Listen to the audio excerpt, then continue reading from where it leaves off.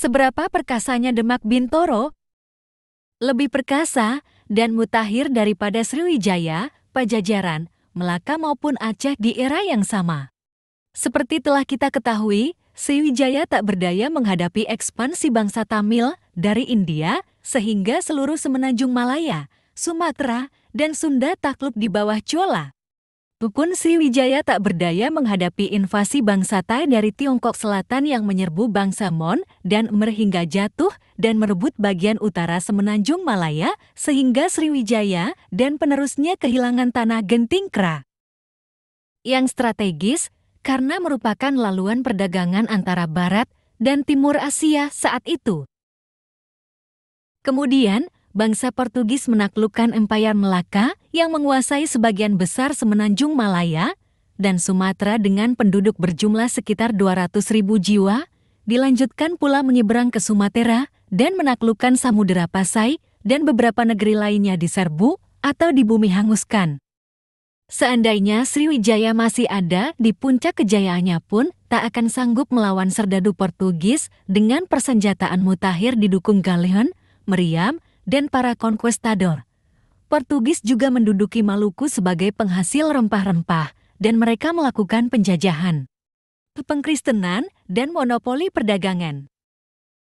Untuk dapat menguasai seluruh Nusantara, maka Portugis harus menguasai Pulau Jawa. Oleh sebab itu, mereka bekerja sama dengan penerus Majapahit Daha, Pajajaran Sunda, dan Blambangan. Mereka perlu membungkam Demak yang selalu menggempur mereka di Malaka, juga membantu negeri-negeri Sumatera, di Semenanjung Malaya, dan Maluku melawan Portugis. Namun Demak bergerak cepat, menggempur Pajajaran di barat dan Majapahit di timur. Koalisi Sunda dan Portugis dikalahkan, dan dengan kekalahan Pajajaran, maka bagian utara Pasundan jatuh ke tangan Demak Bintoro, koalisi Kediri, dan Bali juga dikalahkan. Portugis mengerahkan 600 serdadu dengan diangkut oleh 4 kapal galeon dan kapal-kapal lain yang lebih kecil dipimpin oleh Francisco de Sá. Tetapi pasukan mereka dikalahkan oleh Demak, 2 kapal mereka ditenggelamkan dan banyak pasukannya yang tewas sehingga mereka mundur ke Malaka. Kekalahan Portugis memastikan Pulau Jawa aman dari penjajahan bangsa Barat selama sekitar 150 tahun kemudian. Armada Demak melakukan pengawasan di Laut Jawa sehingga kapal-kapal Portugis memilih rute menghindar memutar lewat utara Kalimantan. Kekuatan bersenjata yang harus dihadapi oleh Demak. Majapahit atau Daha dengan 200.000 prajurit, dilengkapi pasukan gajah dan kereta perang Pajajaran atau Sunda dengan 100.000 prajurit. Banyak yang merupakan pasukan berani mati negara Daha atau Kalimantan dengan puluhan ribu prajurit yang merupakan lawan dari Pangeran Samudra yang kemudian dibantu dan diislamkan oleh Demak. Demak mempunyai Wajurante dan juga meriam yang menggelegar memporak-porandakan barisan musuhnya. Tahun 1470-an berdirinya Kesultanan Demak Bintoro di Gagahwangi. Kerajaan ini memperluas kekuasaannya sampai ke seluruh pesisir utara, dari Cirebon sampai Pasuruan. Penaklukan atas Jawa Timur dan Madura, Jawa Tengah, dan Yogyakarta saat ini berhasil, dan kerajaan besar Hindu Jawa terakhir penerus Majapahit yaitu Daha dapat ditumpas. Penaklukan Jawa Barat berhasil mengalahkan Sunda atau Pajajaran, hanya tersisa daerah pedalaman yang masih bertahan. Bekas Sriwijaya, yaitu Palembang juga ditaklukkan dan kekuasaannya meluas meliputi Sumatera Selatan, Jambi, dan Bangka Belitung. Penaklukan atas Kalimantan berhasil menaklukkan kerajaan-kerajaan Hindu pengikut Majapahit seperti Nagara Daha dan Sukadana. Kemudian semenanjung Malaya diserbu dengan armada utara yang nyaris menaklukkan Malaka Portugis. 1519 Masehi Sukadana menjadi bawahan Kesultanan Demak, Kadipaten Jawa yang melepaskan diri dari Majapahit akibat perang sipil beberapa dekade sebelumnya.